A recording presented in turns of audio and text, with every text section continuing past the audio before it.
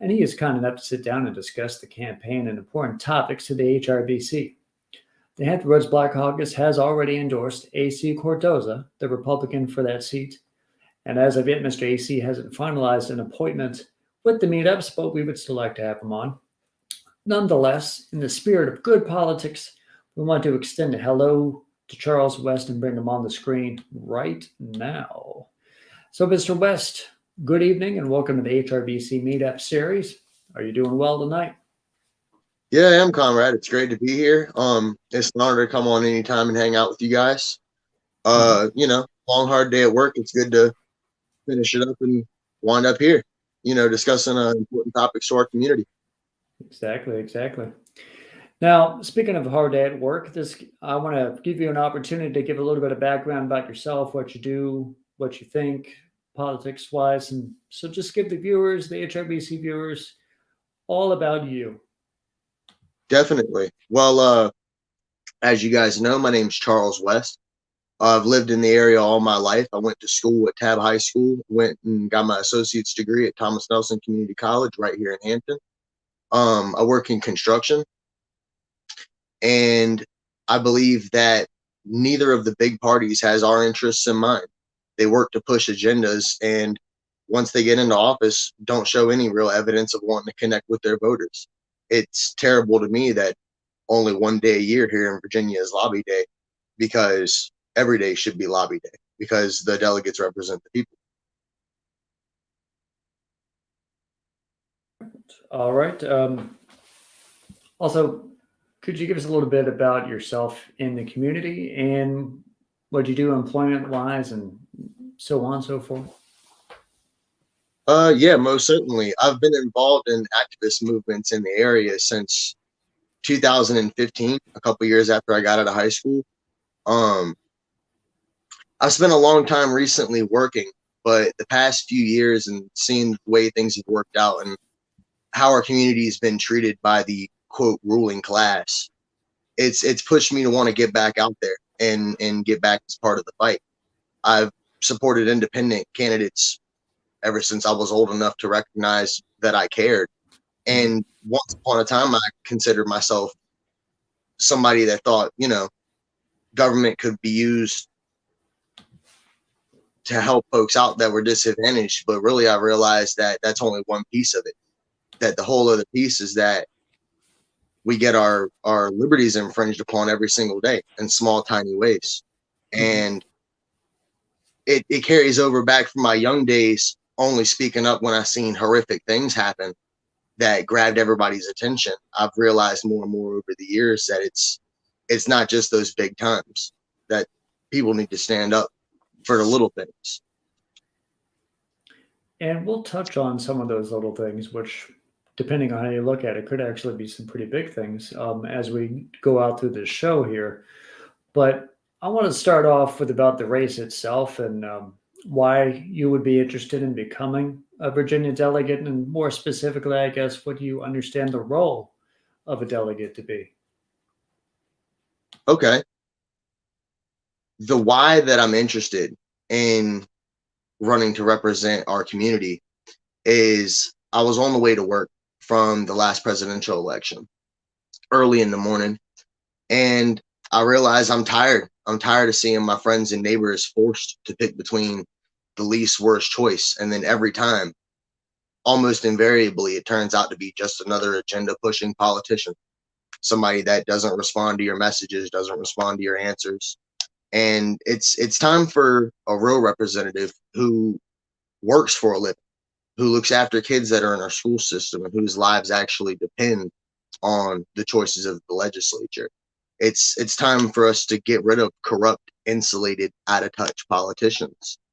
And to my understanding, a delegate's job is to represent. It's a representative of the people. So much now you see people use stock terms and commonly used phrases about leadership and about coming forth with great ideas. But really, this was told to me by a mentor of mine. It has nothing to do with your own personal great ideas. In the position of representation, what it depends on is your constituency. It depends on the issues that are going on in our community and what the people here care about, what the parents and the workers and the business owners, what they're worried about, not what the corporate interests are worried about or what the news tells us we should be worried about or what we personally feel we should be worried about. It's the most customer service type oriented position in government. It's one of the only elected positions that's truly accountable to the people regularly.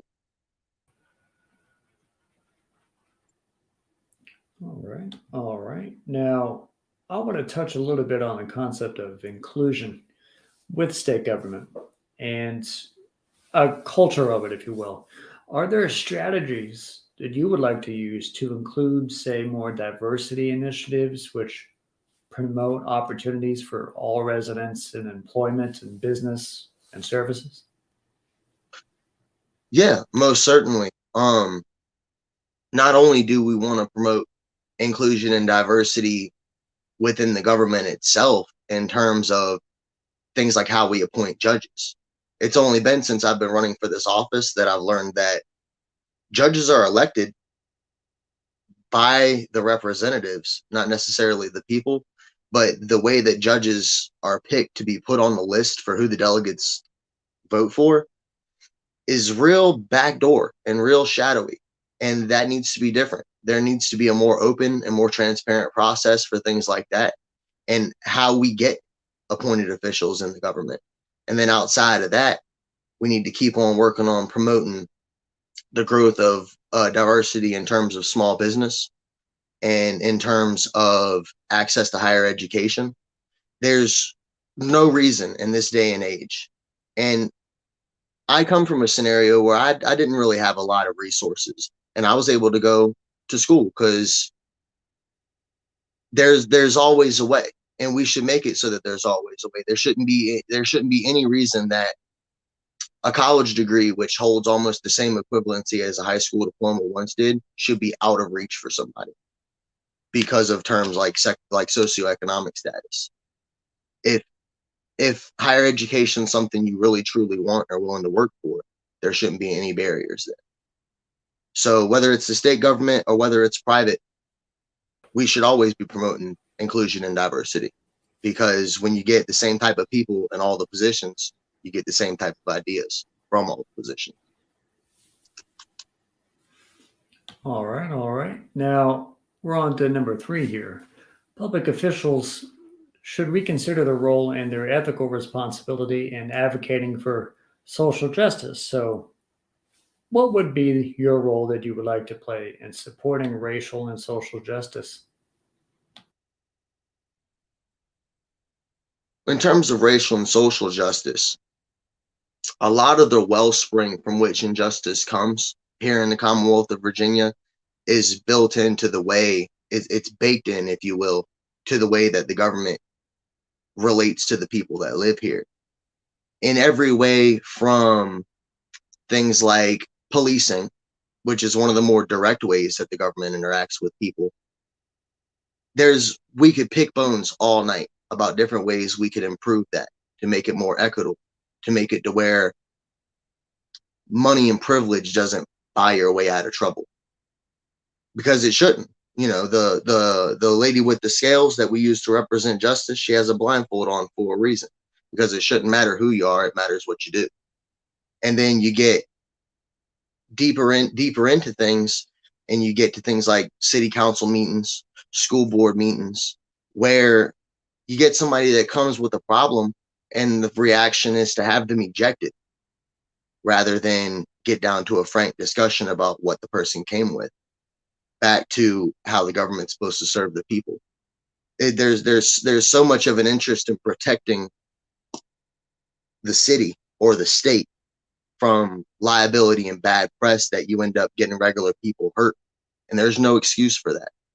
It doesn't matter if they're black, brown, blue, yellow, rich, poor. None of that should matter, because everybody's supposed to be equal under the law. And until that's the truth, we need to fight. Now, we're going to switch over to business here a little bit. And if you could talk to us about how important Black owned business is to you and how would you support local Black-owned business and economic development as a Virginia delegate? Definitely. Remember a few minutes ago, I said that I'd lived here my entire life. We have a real diverse population here in Hampton Roads.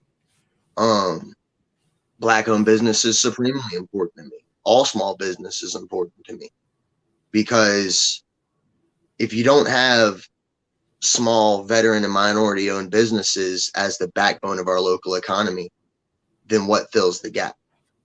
Back to big, nameless, faceless, unaccountable organizations that at the end of the day would sell you or me out for a little bit extra percentage of profits. And so, getting back to, like I said, Black-owned business and all small business in our community really is supremely important to me. And if I was to be elected delegate, I would make moves to reduce the regulatory barriers and the rules, or some of the rules that get put into place that act as chopping blocks for small starting businesses. They make it so difficult to go through things such as licensure, to go through things such as compliance.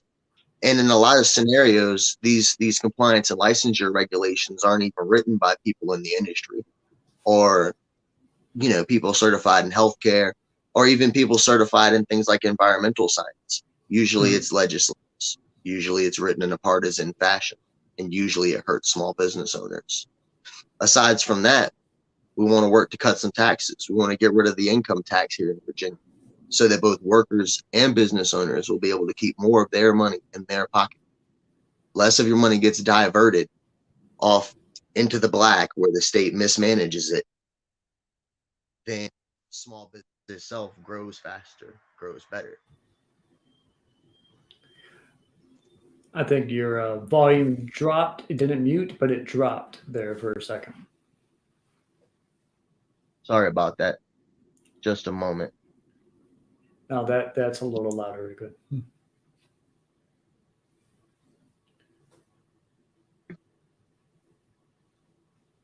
Ooh.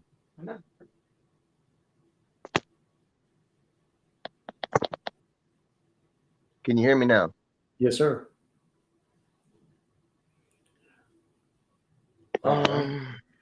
Before I go on to a couple of questions regarding education, and I do have two wrapped up and ready to go for education, I might be ready to go to some viewer questions if you don't mind. Please, while I go ahead and straighten out this audio issue. All right, let's go with the first one from Miss Andrea Dixon over in Norfolk. Why do you think diversity in thought is important in the community and in elected officials?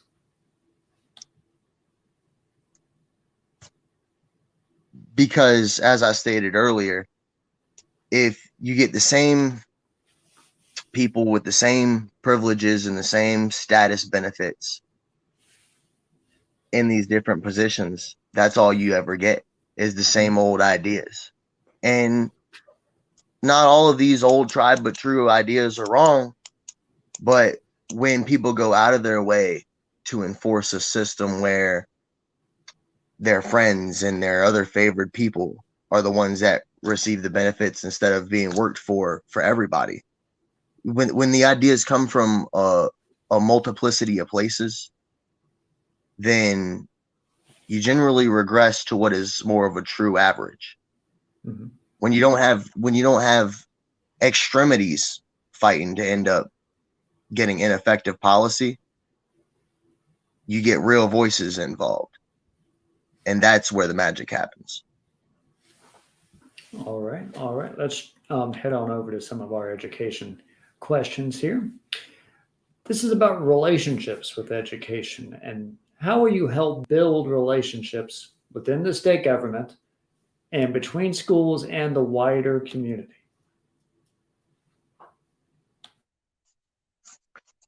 It all comes back to two words: transparency and accountability. I said earlier on tonight that every day in Virginia should be lobby day. There should be nothing stopping citizens from going and speaking to their legislators. There should be no barriers to citizens voicing their complaints to organizations like school boards and city councils. And especially when it comes into things like schools, a certain autonomy should be afforded to local school boards, but even further than that, autonomy should be granted to parents and families. It's hard to entrust our kids to organizations when they have evidence of mismanagement over time. And legislators and superintendents and school board officials should work tightly and closely to ensure that where the state board of education and where state law comes into play, those things are followed, not, like I said, to avoid liability for the city or state, but to work for the better of the children and work for the better of the families involved. All right. Now, that is a good way to help improve the relationships, but the result of education sometimes comes up with some disparate outcomes between various communities across our state. So, how would you like to help close the disparate gaps in education among those communities? Most certainly. When you look at Virginia's education funding over the years, which have turned into decades now, we've poured money into our educational system. And the answer when schools are lagging is, oh, they need more money in the school. They need more money in the school. But for all this money that's been put into local school divisions from state funds, teachers are still buying materials themselves. Teachers still aren't getting paid what they're supposed to. And performance has still come up as lackluster. And there's some problems you can't throw money at to fix.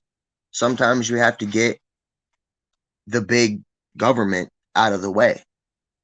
If you would entertain me, envision a world where all those property taxes parents pay, instead of the state divvying up where those funds go and the city using it to pour into school systems which are mismanaged. Envision if families received a check. And it could vary. It could vary depending on things like special need, age, so on and so forth, how many kids in the family. And you could either give that check right back, tear it up, whatever, send your kids to the public school, or take that same check and put it into offset private school tuition. Use it for homeschool materials. Use it for religious school tuition, what have you. That puts a little bit of capitalism into the system. And the teachers, as well as the students, will go to where their education is managed better. A lot of the times when politicians get involved and they want to force the schools to improve and they don't want to throw money at the schools, generally all it does is result in hurting the kids. And if we took and put the families back in charge of where their children receive their education, the teachers would follow the better management, the students would follow the better management, and the public schools will be put into a position where they need to improve or lose students. And we can do so without hurting the kids that go to public school, because if the public schools don't turn their acts around, of course, the parents can always send those kids somewhere else. Mm-hmm. That right there puts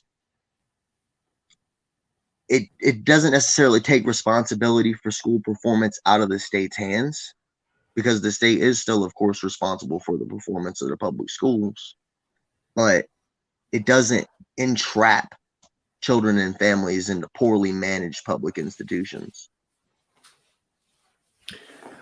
All right. Now, before I go on to my next question here, simply because I will acknowledge that you are a libertarian.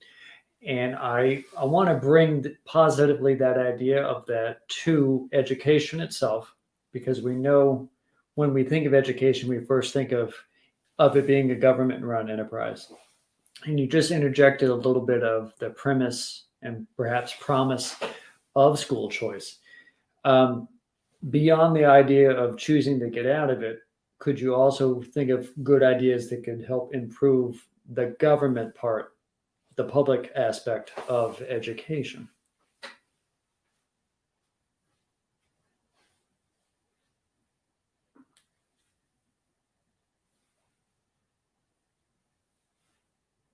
Most certainly I do. I think that going hand in hand with putting attendance levels and performance with each other, we can incentivize the schools to perform well, not just for their own sake, but for the sake of the kids in the cities. The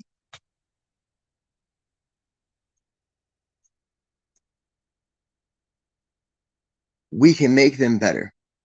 We can make them better by ensuring that their management is not just efficient, but connected. That's the thing. If school administrations are receptive to families' concerns and willing to work with families, then the public schools will get better and they don't have to lose students to do it. And the students that are in public schooling don't have to suffer for the worst. Yeah, this is more of a speculation on my part. As I'm in Virginia Beach, I'm near the Green Run area. Green Run Collegiate is one of those charter schools that is in Virginia Beach. I think when we've had on candidates like Glenn Youngkin on, that they would talk about how there's only so few of them already in Virginia Beach, and well, that one in Virginia Beach, but so few in the state of Virginia. And then I've always thought, yes, we could definitely point to them and say that they are actually having pretty good outcomes. But is it so good to leave them by themselves to do that? Or is it much like people who get into coaching? If they can study the methods of already successful coaches, could we then bring that back to public education and just make it so they're also being able to create as many great students as the charter school do? I think that might in some way go with our question here that Miss Andrea had as well. What are some of the benefits of public schools and how would you assess them specifically? I guess that would be more my idea, which is like just study what makes charter schools and private schools tick and then bring it back to public schools if that's a thing that could work, because it's still just teaching. Yep, most definitely. There shouldn't be anything stopping innovation in public schools. Right back hand in hand with using competition as a form of incentive to improve. If that's what's required to improve, why should the state be putting up barriers to that? I'm 100% with you there because we get right back to where exactly the issues and mismanagement lie. You know, if the school boards can study what goes on in successful institutions that their students are going to, why shouldn't they copy those same methods in an effort to compete? Because in the end, when we just want to make sure that kids are getting the best education possible, so you want to get as many of the kids learning as much greatness as they can. I think you're right. We could definitely bring everything together in good ways like that. Now, Most I want certainly. I to. mean, that's 100% the goal. We have to move away from the currently accepted method of teaching kids just enough to mark a checkbox, just enough that they're minimally competent, because that's how we get to where we are now, where people mindlessly swallow information without verifying it, because we have a culture of not bright critical learning and critical thinking. We have a culture of information regurgitation, where you take what you hear, regardless of where you heard it from, and parrot it back as if that's the reality. And we need to get away from that culture. You know, a real famous comedian once said, you know, the issue with a lot of these schools is they don't want competent, critically thinking, informed citizens. They want people just bright enough to work the machines, but not quite bright enough to ask any questions. And we have to break that if we are to get past it.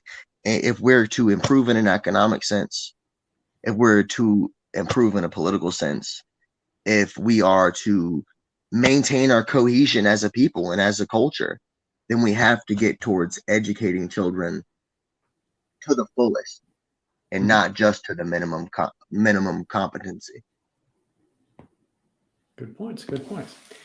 Now, I don't want to ask any redundant questions because I know you've touched on the idea of trust and good relationships between the citizenry and government, but I do want to get back, I guess, to how the citizens might have a distrust of state government itself. And if there are any improvement ideas on that that you might have on that front, and how you might, as a delegate, want to literally improve that. Yes, I do. Because that's, as I've done this and learned a little bit more and met a bunch of these political figures, I've learned more and more.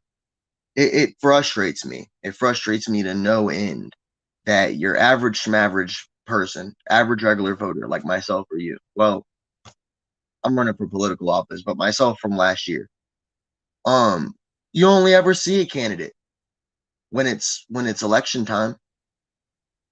It's so hard to get in contact and not only voice your concerns, but actually see said concerns acted on.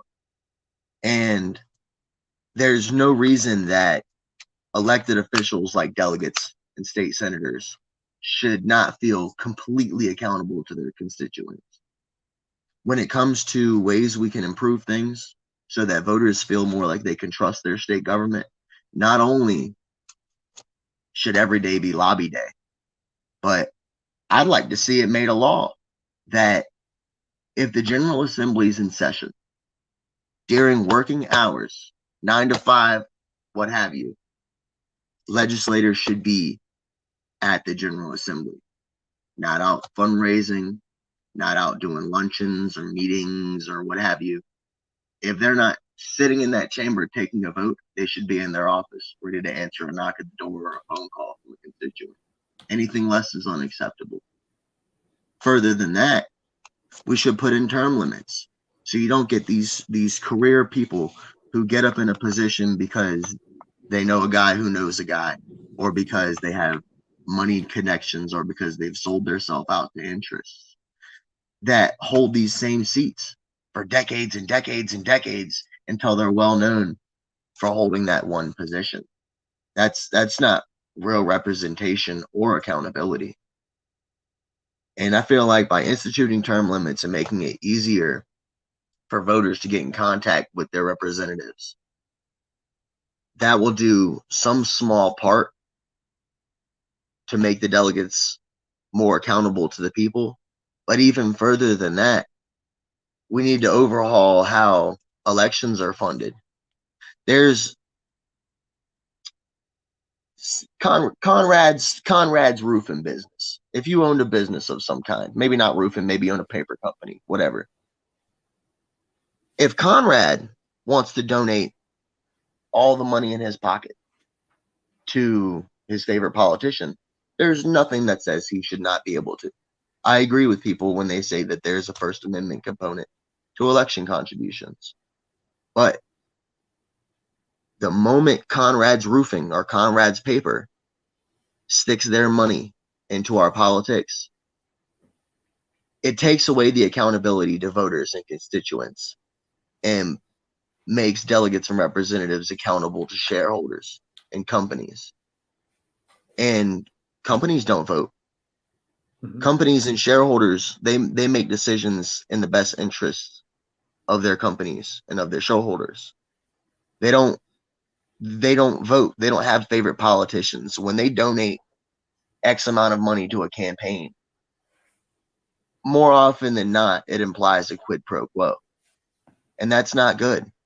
People by default, as long as corporations are buying and selling our politicians, and as long as they aren't answerable to the people who vote them in and out, they can't be trusted. I agree with people that don't trust the state government.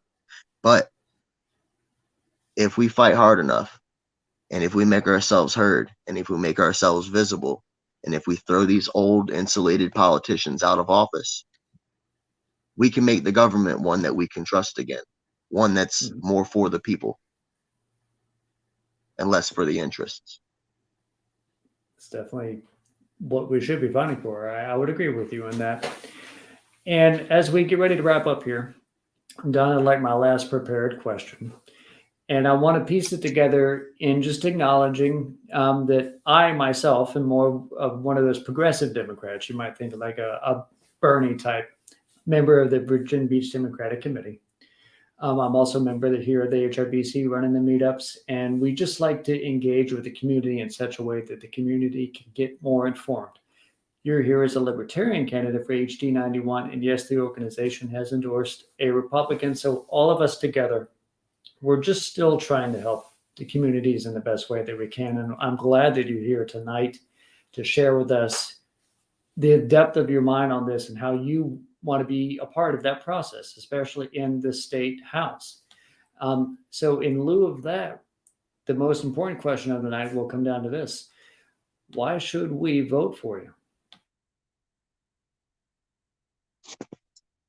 You guys, and by you guys, I don't mean the Hampton Roads Black Caucus, and I don't mean the Virginia Beach Democratic Party, and I don't mean progressives on John Rawl.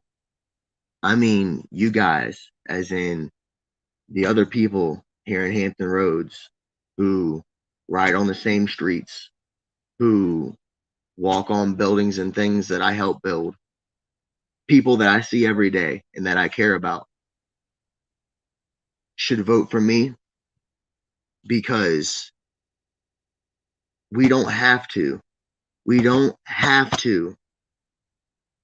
take what they give us. We don't have to vote against the other guy, regardless of the fact that we can't stand the guy we're voting for. We should be able to have somebody that doesn't look at a voter as, oh, somebody I got to deal with. We need to have somebody that's excited to deal with voters, that's excited to deal with the community, that's excited to do things to help better all of our situations, not just my friends, not just the people in my party, not just the people that I work for, but everybody. Ways that we have less crying moms getting ejected from meetings, and that we have less people getting beaten on for violating laws like cursing on the boardwalk. Stuff like that's inexcusable. And when we find ourselves raging, there isn't an answer from these people. We've tried one way, we've tried another way. This time we should do something different. And maybe, just maybe, we'll get a politician who isn't a politician. It's a good way to sum it up there at the end. I do greatly appreciate you joining the HRBC Meetup series to just talk about politics, your campaign, why you want to run, why we should vote for you. I definitely want to thank you for doing that. I also want to give you this opportunity to just tell us how us, the viewers, can follow you more. Any social media links, any things we should go to, between now and election day, just to make sure we're staying in touch. Definitely. Before I get to the rundown of how to get in contact with me, I just want to make sure that I express my thanks. I'm so grateful that you and the rest of the HRBC have decided to bring me up here and let me get right down to earth in a way we can all understand. And I also want to extend thanks to the HRBC for the invitation to their breakfast event. It was lovely. It was great interacting with everybody there, and I was hoping I would get to see you there, and I was sad you weren't. And to answer your question, I'm all over the internet. I'm on Facebook at West 4 Delegate 2021. I'm on Twitter at West 4 Delegate 21. Our website is west2021.org. If you've got any questions, comments, concerns, you want to help out, you want to donate to the cause, you just want to look at a pretty picture of the city of Poquoson, west2021.org. Super easy to remember, super simple. And if you leave a message on there, you're not going to get some intern. You're not going to get some kid they found at the party meeting. You're going to get me directly, and I'll email you back. And if you want to come see us, we'll be at Smoke Barbecue in Newport News with the Peninsula Libertarians at lunchtime on Saturday. I'll be out in Buckrow Beach Saturday morning, and I'll be coming out to Virginia Beach to the, so far as I know, first cannabis festival in Virginia Beach. We'll be out there in the afternoon. And I look forward to anybody that decides to want to come up, talk to us, whatever. I greatly anticipate it. We're still looking for volunteers. If you've got the day or can get some time free on Tuesday, November 2nd, come on out, help us out, talk to other people in the community, maybe make a friend. And that's all I've got currently. Make sure you get out and vote. And thanks again, Conrad. Very welcome. Before you head away, and just the Cannabis Fest you just mentioned, what was the date on that? I don't think I caught the date on that. Was that this Saturday? What is Saturday? That some other? Well, 15th is tomorrow, so 16th, right? 16th. Yep. So it is this Saturday? Yep, this Saturday the 16th at the Virginia Beach Convention Center. I do hope that other people watching would head on out to that. I unfortunately can't go because I will be at Norfolk State for their homecoming game, working the event staff. Behold the green and gold. So I do hope that you enjoy yourself on this Saturday. And again, thank you for coming by today. Awesome. Well, I wish you and the team the best of luck on Saturday as well. And I can't wait to run into you again on the campaign trail. Sir, hope you have a great night. Y'all have a great evening. Thank you. Thank you. This has been another one of the HRBC meetups. This time we were interviewing Charles West, running for the HD 91 seat for Virginia delegate. Make sure you also tune in to future HRBC meetups as I organize them, as I am the stream team leader. So make sure you get all the as many politicians as you can in the Hampton Roads area to encourage them to come on the show. I'll book a show for them and ask them some of the great hard-hitting questions that the Hampton Roads Black Caucus cares about. Hope you enjoyed tonight's show, and we will catch you the next time.